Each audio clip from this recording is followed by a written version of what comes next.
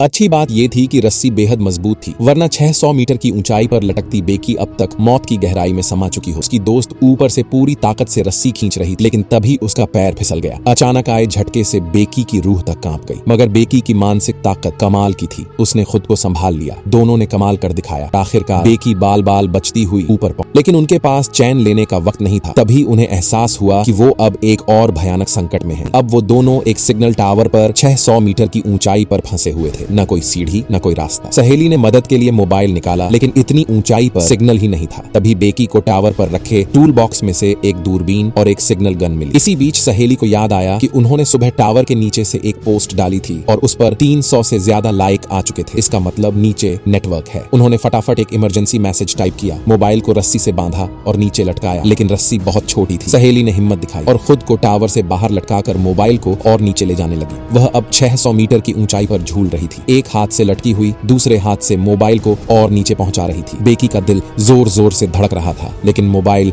अब भी नेटवर्क से दूर था। थककर सहेली को वापस ऊपर चढ़ना पड़ा। तभी बेकी को एक ख्याल आया, अगर नीचे नेटवर्क है तो क्यों ना मोबाइल को ही नीचे। सहेली को आइडिया अच्छा लगा। उसने मोबाइल को जूते में रखा, फिर अपनी ब्रा उतारी और उसे कुशन बनाकर मोबाइल को सुरक्षा दी और फिर जूते को नीचे फेंक दिया। जूता 600 मीटर की ऊंचाई से गिरा। नीचे क्या हुआ ये तो पता नहीं, पर अब उन्हें सिर्फ इंतजार करना था। घंटे बीत गए, कोई मदद नहीं आई। शायद मोबाइल टूट गया। तभी सहेली ने दूरबीन से नीचे देखा, एक आदमी। दोनों बहुत खुश हो गई, चिल्लाने लगी, लेकिन आवाज नीचे तक नहीं पहुंची। बेकी ने अपना दूसरा जूता नीचे फेंका, आवाज आई। वह जूता देखकर चारों ओर देखने लगा, पर ऊपर नहीं देखा और फिर जूता फेंककर वहां से चला गया। अब तो दोनों पूरी तरह टूट चुकी थी। बेकी ने सिग्नल गन उठाई, लेकिन सहेली ने उसे रोका। उसने कहा, वो आदमी शायद अभी आसपास ही है, रात तक इंतजार